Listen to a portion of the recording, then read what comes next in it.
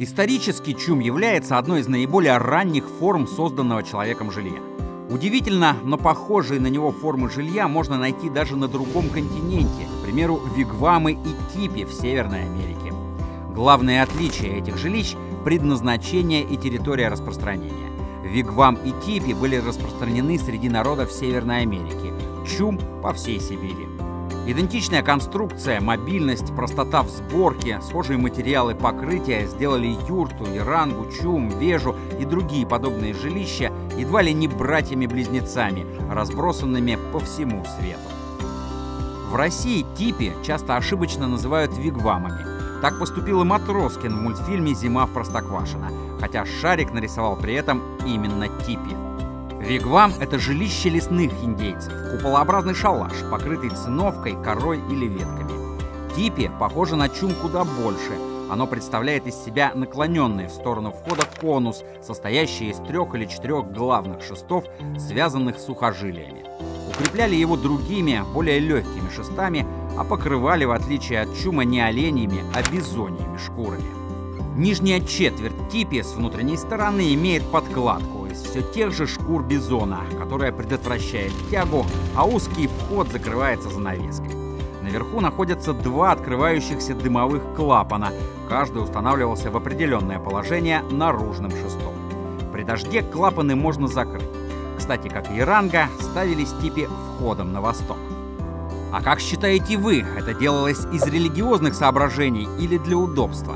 Пишите ответы в комментариях, а если вы пропустили наши предыдущие выпуски про чум, юрту и ярангу, просто перейдите по ссылкам в описании.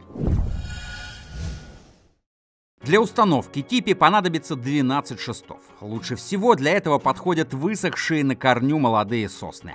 Еще 2 длинных шеста нужны для управления дымовыми клапанами.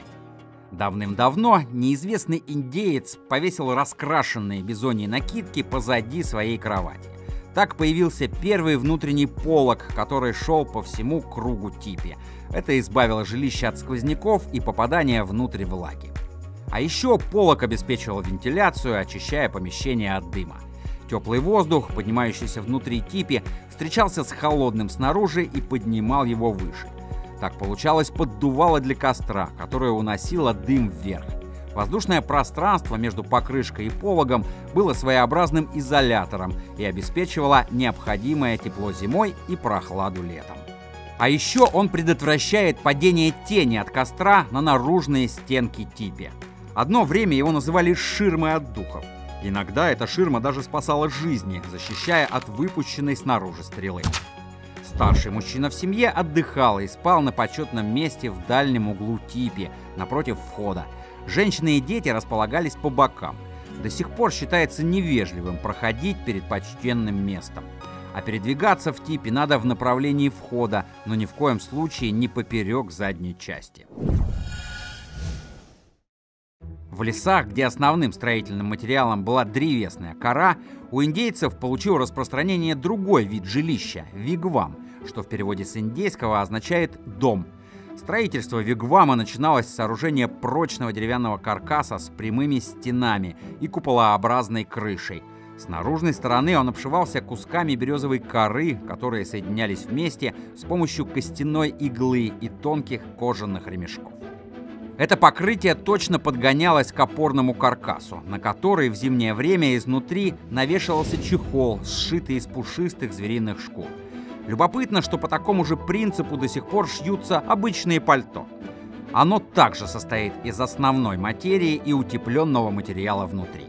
Такое жилище было достаточно теплым даже в суровую зиму. Конечно, палатка, покрытая корой, выглядела не так красиво, как типи, стены которого обязательно украшались традиционным индейским орнаментом. Но в условиях длительной холодной зимы гораздо важнее было сохранять тепло. Именно поэтому в вигваме другая система отопления и вентиляции. Дым выходил не через отверстие в крыше, а через входной проем. Вот почему после приготовления пищи жилище приходилось тщательно проветривать. А какой дом малых народов показался самым удобным и красивым вам?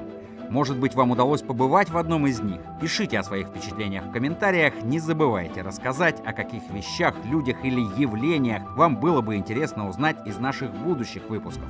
Подписывайтесь на наш канал и помните про колокольчик. Так вы точно не пропустите ничего интересного. А с вами был канал Ямал Медиа. До новых встреч!